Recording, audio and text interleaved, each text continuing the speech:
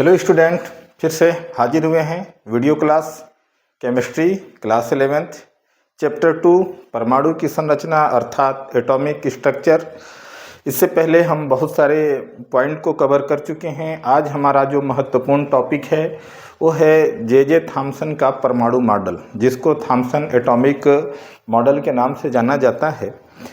स्थितियाँ ये बनती है कि जब परमाणु का मतलब वैज्ञानिक दृष्टिकोण से अध्ययन होना शुरू हुआ तो कई वैज्ञानिकों ने अपना अपना राय व्यक्त किया, जो कुछ प्रॉपर्टीज़ का व्याख्या किया, कुछ केमिकल प्रॉपर्टीज़ का, कुछ फिजिकल प्रॉपर्टीज़ का जो उन्होंने बताया वैसा पाया गया। लेकिन बहुत सारे ऐसी घटनाएं थी परमाणु के संबंध में, या भौतिक में होने वाली घटनाएं या रासायनिक जगत में होने वाली घटनाएं, ऐसी बहुत सारी घटनाएं थी जिनका व्याख्या नहीं हो पा रहा था। तो समय समय पर हमारे वैज्ञानिकों ने और इस विषय से रुचि लेने वाले लोगों ने अपना अपना राय रखा, अपने अपने मॉडल परमाणु या एटम से संबंध में दिया। इसमें एक बहुत महत्वपूर्ण प्रयास सर जे थॉम्सन द्वारा किया गया, जिन्होंने इलेक्ट्रॉन की उपस्थिति के बारे में पता लगाया, इलेक्ट्रॉन के खोजा कुल मिलाकर बात ये कही जाए तो। अब रही बात कि क्या किसी परमाणु में सिर्फ इलेक्ट्रॉन ही है, तो इससे पहले के वीडियो में हम देख चुके हैं कि उसमें न्यूट्रॉन है, प्रोटॉन है, उसमें पाइसान है, मेसान है, अल्फा रेज हैं, गामा रेज हैं, बहुत सारे कण मौजूद हैं। लेकिन टोटली परमाणु है कैसा, उसके संबंध में जो प्रयास किया गया सर जे थॉम्सन द्वारा, तो आज उन्हीं के नाम से या जो उन्होंने मॉडल प्रस्तावित किया था थॉम्सन एटॉमिक मॉडल, उसी के बारे में हम चर्चा करने जा रहे हैं। तो Thomson generally sir J Thomson कहते क्या हैं, उसके बारे में, परमाणु के बारे में उनका क्या कॉन्सेप्ट है, क्या मॉडल प्रस्तावित किया उन्होंने, उसी के बारे में हम चर्चा करने जा रहे हैं।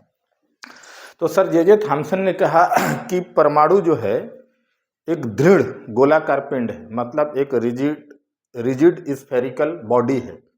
क्या है? रिजिड स्फेरिकल बॉडी है, अर्थात एक दृढ़ गोलाकार पिंड है, अर्थात कठोर है ना। और जिसका जो त्रिज्या है, रेडियस जो है, अगर परमाणु को गोलाकार उन्होंने माना है तो ऐसा माना है कि इसका जो रेडियस है 10 के घात 8 सेंटीमीटर या 10 के घात -10 मीटर उन्होंने अनुमान लगाया। ठीक है, कि थॉम्सन सीधे कह रहे हैं कि परमाणु जो है एक गोलाकार पिंड है, वो दृढ़ है ना, और उसका जो रेडियस है, त्रिज्या है, लगभग 10 के घात 8 सेंटीमीटर या 10 के घात -10 मीटर है। ये इसका क्या है? रेडियस है परमाणु का। वो बताते हैं कि परमाणु के नाभिक में धन आवेश जो है समान रूप से गोलाकार रूप में बिखरा हुआ है। कैसा है? समान रूप से एक गोलाकार शेप में वितरित है, और उसका इलेक्ट्रॉन जो है उसके बीच बीच में क्या है? धसे हुए हैं। जो ऋण आवेशित इलेक्ट्रॉन है उस एक समान रूप से वितरित धन आवेश पार्ट में क्या है? धसा हुआ है। तो इसको जब इस मॉडल को जो जे थॉम्सन ने दिया, क्या दिया कि जो गोलाकार रूप में जो है समान रूप से धन आवेशित वितरित है और उसके बीच बीच में जो इलेक्ट्रॉन है धसे हुए हैं, तो इस मॉडल के आधार पर कुछ एग्जाम्पल प्रस्तुत किए गए। तो उस एग्जाम्पल में ये प्रस्तुत किया गया कि मान लीजिए कि एक पात्र में कोई मीठा डेजर्ट रखे हैं, मतलब मिठाई रखे हैं, है ना। जैसे कि आप रबड़ी, है ना, डेजर्ट मतलब जो खाने पीने के बाद आदमी मीठा वगैरह खाता है, वैसा डेजर्ट से आते हैं। तो उसमें हम ले लेते हैं कि मान लीजिए कि रबड़ी, ठीक है, दूध का बना हुआ रबड़ी है, उसमें बीच में क्या डाल दीजिए, मतलब उसमें कुछ किशमिश डाल दीजिए। ठीक है, किशमिश डाल दीजिए और उसको चला दीजिए। तो उस डेजर्ट में या जो मीठा पदार्थ है, जिसको हम उदाहरण के तौर पर रबड़ी लिए हैं, तो रबड़ी जो दूध का एक पदार्थ होता है, ध्यान रहे, जो बच्चे इस शब्दावली से वाकिफ नहीं हैं वो जाने। ठीक है, तो उसमें जो है मान लीजिए कि किशमिश डाल दिए हैं या सूखे हुए फल के टुकड़े डाल दिए हैं, तो वो जो किशमिश है उस मीठे पदार्थ में चारों तरफ घुल जाएगा, लेकिन ज़्यादा मात्रा क्या रहेगा? उस मीठे पदार्थ का रहेगा। तो जैसे इस पात्र में मैं लिया हूँ, ये पीला पार्ट जो दिख रहा है वो पूरा वो मीठा पदार्थ है, और उसमें किशमिश डाल दिया गया है, जो डार्क साइड दिख रहा है, ये डार्क पॉइंट आपको दिख रहा है। तो ऐसा ही कि मतलब उदाहरण दिया गया कि ऐसा कुछ है कि ये वाला जो पीला पार्ट है ये क्या है? समान रूप से पॉजिटिव चार्ज है, धन आवेशित भाग है। क्या है? धन आवेशित भाग है। ये टोटली क्या है? धन आवेशित भाग है। और ये जो है, जो डार्क साइड दिख रहा है, डार्क पॉइंट दिख रहा है, ये ऋण आवेशित क्या है, इलेक्ट्रॉन है जो ऋण आवेशित है। ठीक है, तो यहाँ पास आप देखिएगा कि अब जब एग्जाम्पल यहाँ ऐसा दिया गया तो ये पुडिंग शब्द जो है इस पीले पार्ट के लिए प्रयोग किया जाता है, और प्लम शब्द जो है यहाँ पर प्रयोग किया जाता है इस डार्क साइड के लिए, जो किशमिश के टुकड़े हैं या और कोई सूखे फल के टुकड़े हो सकते हैं। तो जब थॉमसन के मॉडल को इससे कंपेयर करते हैं इस एग्जाम्पल से, उस समय इसका हम नाम रखते हैं थॉमसन के मॉडल को, सर जे थॉमसन का जो एटॉमिक मॉडल है उसका हम नाम रखते हैं प्लम पुडिंग मॉडल रखते हैं। क्या नाम रखते हैं, प्लम पुडिंग मॉडल रखते हैं। और शुद्ध रूप से जब बात हम करते हैं, यही प्लम पुडिंग मॉडल को ही रेजिन पुडिंग मॉडल बोला जाता है। कारण क्या है कि सूखे किशमिश को ही रेजिन बोला जाता है जनरली, है ना। तो ये रेजिन पुडिंग मॉडल के नाम से भी जाना जाता है। और जब इसी थॉमसन मॉडल का जब हम उदाहरण लेते हैं कि धन आवेश वैसा ही एक समान रूप से गोलाकार भाग में वितरित हैं जैसे किसी तरबूज का लाल भाग, वो क्या है, धन आवेशित है, और उसके जो सीड्स हैं, जो बीज हैं, वो क्या है, ऋण आवेशित इलेक्ट्रॉन है। जब जे थॉमसन के एटॉमिक मॉडल का उदाहरण हम इस वाटरमेलन या तरबूज से लेते हैं कि उसका धन आवेशित भाग जो है वो तरबूज का लाल वाला भाग है, और जो ऋण आवेशित इलेक्ट्रॉन है वो क्या है, उसका सीड्स है। तो यहाँ पास आप देख सकते हैं कि ये रेड पार्ट जो दिखाई दे रहा है, जनरली हमारे पास पिंक कलर का ही चाक है, तो मान लीजिए कि यही रेड है। तो ये रेड पार्ट जो है ये क्या है, धन आवेशित भाग है, और जो ये इसके सीड्स दिखाई दे रहे हैं, जो डार्क पॉइंट दिखाई दे रहे हैं, वो क्या है, इलेक्ट्रॉन है। क्या है ये, इलेक्ट्रॉन है। तो जब हम एग्जाम्पल यहाँ पास तरबूज को लेते हैं, तब जे थॉमसन के मॉडल को तरबूज मॉडल या वाटरमेलन मॉडल के नाम से जाना जाता है। तो सर जे थॉमसन का परमाणु के संबंध में ये एक महत्वपूर्ण मॉडल था, जो धन आवेशित भाग और इलेक्ट्रॉन के उपस्थिति के बारे में बताने का उन्होंने एक प्रयास किया। लेकिन आज के दौर में ये मॉडल जो है टोटली अस्वीकार है, और उस दौर में भी कुछ व्याख्या संभव हुआ, लेकिन कुछ व्याख्या संभव नहीं हुआ। जो व्याख्या संभव नहीं हुआ उसी को हम सीमाओं के रूप में शामिल करते हैं या पढ़ते हैं कि आखिर सर जे थॉमसन का जो परमाणु मॉडल है किन किन बातों का व्याख्या नहीं कर पाया। तो उनकी सीमाओं को देखिए क्या है। तो उनकी सीमाएं हैं कि यह मॉडल धन आवेशित भाग में उपस्थित इलेक्ट्रॉनों की व्याख्या नहीं कर सका। कहने का मतलब क्या है कि इलेक्ट्रॉन के बारे में हमारा कॉन्सेप्ट है कि इलेक्ट्रॉन मूव कर रहा है, लेकिन यहाँ बोला जा रहा है कि धन आवेशित भाग में इलेक्ट्रॉन क्या है, मौजूद है। ये कैसे मौजूद है, तो इसका व्याख्या जो है सर जे थॉमसन का जो एटॉमिक मॉडल है प्लम पुडिंग मॉडल जो है, यह व्याख्या नहीं कर सका, यह व्याख्या नहीं हो सका। टोटली यहाँ पास क्या हुआ, थॉमसन का एटॉमिक मॉडल फेल हो गया।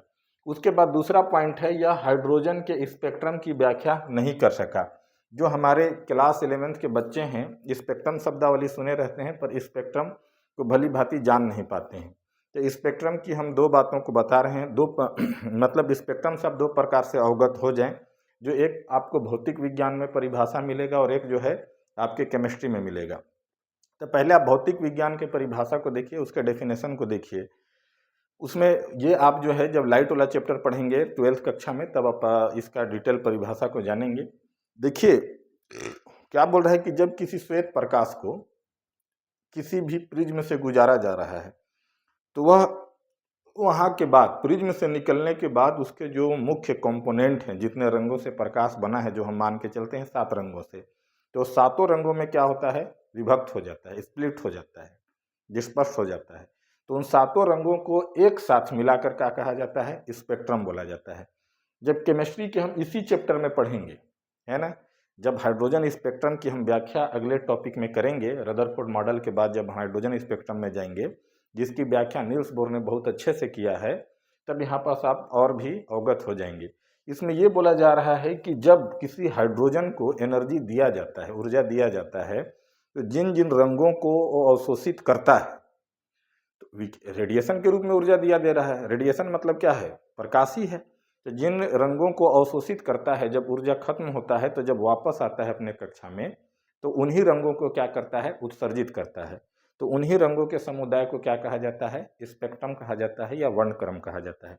इसकी व्याख्या थॉमसन के एटॉमिक मॉडल से नहीं हो पाया, क्योंकि पहला प्रश्न यही बन गया होगा कि ये बताइए, अगर आपका मॉडल ऐसा है, इलेक्ट्रॉन धंसे हुए हैं परमानेंटली, तो फिर ये बताइए कि हाइड्रोजन में स्पेक्ट्रम क्यों बनते हैं।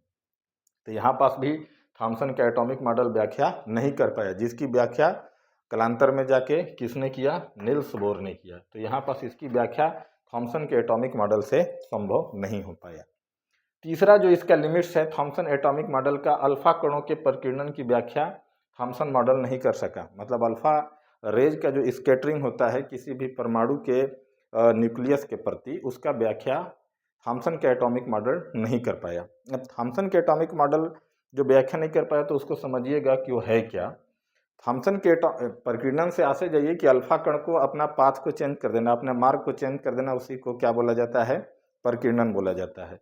मतलब जैसे कि अगर मान लीजिए कि कोई एटम है और एटम में अल्फा कण जैसा ही जाता है तो कुछ अल्फा कण जो है सीधे अगर सेंटर पर जा रहे हैं तो वापस लौट जाते हैं, कुछ रे जो है ऐसे चले जाते हैं, कुछ रे जो है ऐसे हो जाते हैं, मतलब मार्ग से विचलित हो रहे हैं, विस्थापित हो रहे हैं। इसी घटना को प्रकीर्णन बोला जाता है या स्कैटरिंग बोला जाता है, जिसकी व्याख्या जो है थॉमसन का एटॉमिक मॉडल नहीं कर पाया। और इसकी व्याख्या जो है अगले टॉपिक में जब हम पढ़ेंगे तब देखेंगे कि रदरफोर्ड ने जो नाभिकीय मॉडल जो प्रस्तुत किया, ये स्कैटरिंग की व्याख्या को बहुत अच्छे से बताया। और जब हम प्रोटॉन के खोज वाला वीडियो को आप देखेंगे तो हम बताएंगे कि प्रोटॉन कैसे परमाणु में उपस्थित रहता है। इसके अलावा जब हम रदरफोर्ड का परमाणु मॉडल पढ़ेंगे, उसका नाभिकीय मॉडल पढ़ेंगे, तो इन दो गुणों का हम व्याख्या बड़ी आसानी से देख पाएंगे, इसका और इसका हम नील्स बोर का जब एटॉमिक मॉडल पढ़ेंगे तो दूसरा का भी व्याख्या संभव हो पाया।